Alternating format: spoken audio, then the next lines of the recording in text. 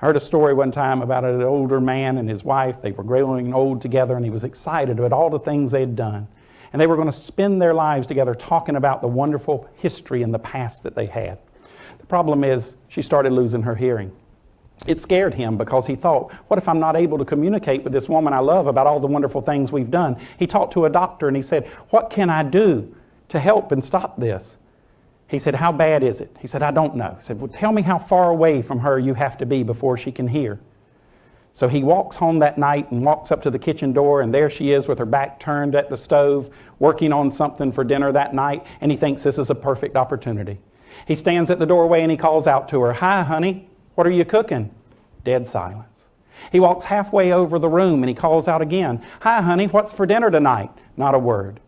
He finally has tears in his eyes as he realizes it's worse than he thought it was, and he walks up to her ear and he says, hi, honey, what are you cooking for dinner tonight?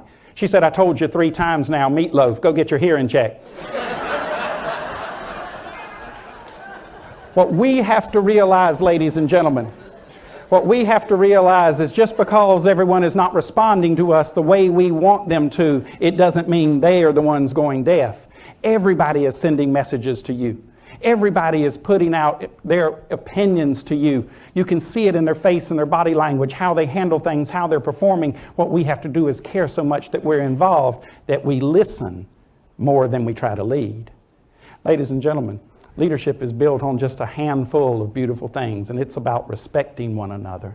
It's about respecting yourself, making sure that you don't cut those corners to put someone else in a bind. It's also about responsibility, not just responsibility for the duties you're given, but responsibility for your partner, your family, those around you.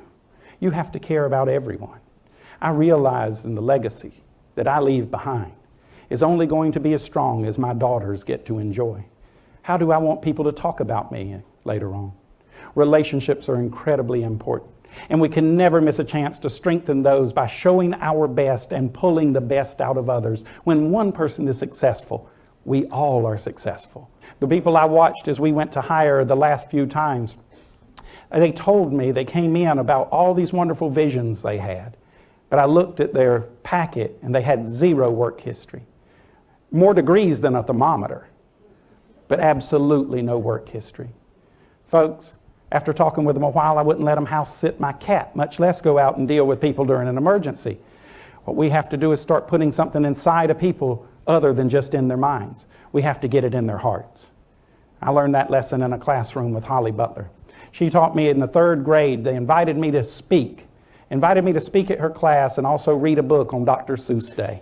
And before we disconnected, they asked one question. They said, Mr. Butler, would you mind wearing your uniform? I said, I would love to wear my uniform. Why? And they said, the children love a police officer. Well, I thought, what a great time. 3rd grade, Dr. Seuss book. This isn't above my level. I embraced it, right? I get my uniform on and I walk into that classroom, and I have to admit it was immediate. The whispers were immediate. Look, it's a police officer. Look at the police officer. We've got a police officer with us today. And then the statement that changed my life. Holly Butler's daddy is a police officer.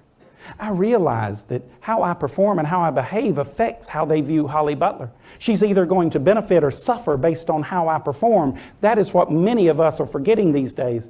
The legacy we're leaving behind, our others are going to inherit. What we have to do is always do our best and be our best. I decided to put that book down and talk to them about something more important that day. I asked a simple question when I sat in that big rocking chair. Boys and girls, how do you know that I am a police officer? Every hand went up in the air. When you know the answer at Ainer Elementary, you want everyone to know it, right? Ooh, ooh, ooh, ooh. And I call on a little boy and he says, you're wearing a gun and a badge and a uniform. I said, that's right, that's part of it, but that's not what makes me a police officer. What if I were wearing my suit? Would I still be a police officer? Only about 2/3 of the hands went up, and the little girl said, yes, detectives wear that. I'm like, okay, well, that's not what I was meaning, but we'll go one step further. What if I wore my blue jeans and a t-shirt? Would I still be a police officer? About 1/3 of the hands went up, and a little boy said, yeah, narcotics agents wear that. I said, boy, they sure are smart these days, aren't they? So let's boil it down to the brass tacks. Let's talk about exactly what I'm trying to get at. Boys and girls, if I showed up here today in just my pajamas, only my pajamas, would I still be a police officer? Only one hand went up. And the little boy said, no, you'd be a fireman then. That's... I saw my fire guy back there. I could not resist. He just ended my time. Folks, the same message I talked to them about that day is the same message I'm here to deliver to you. It is never the uniform or the position or the pay raise that makes you who you are. It's always what's inside. Do not miss opportunities to show people what's really underneath there. That you have a heart, and that heart beats with passion. That passion is shown with pride. And that pride is what makes you a professional. That uniform that I wore for 28 years never did a thing until I put it on. The magic was inside. What you have to do is work those miracles yourself. You've got to be the one that takes the lead. You have to be the one that makes the difference. What I'm trying to do is instill in my daughters that they can do anything. I'm just like my mom. You are the one who can do anything. You are the best and the best looking. But what I never want them to forget, is that accountability that my father talked about. If you do not hold yourself to the highest standard, if you only get your standard from the policy and procedures, that is the minimum standard, and it will eventually cause you to fail. Our values do not come from the policies and procedures. The policies and procedures are to come from our values. They are to reflect the priorities of leadership. And they are to be embraced by the people who understand that if I work here, they expect the absolute best. Those are the things that are going to make your career and make your life. When you finish, it won't just be about drawing a retirement check. You need to be able to look back and think about the days that you made a difference that no one else could have in your position, because you are special. There is something special inside of you.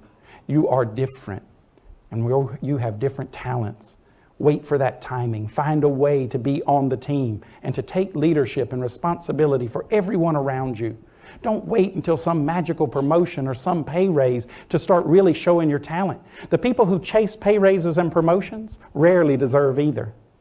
The ones who are the most successful are the ones who are writing their resume today for a job that they do not even know exists tomorrow.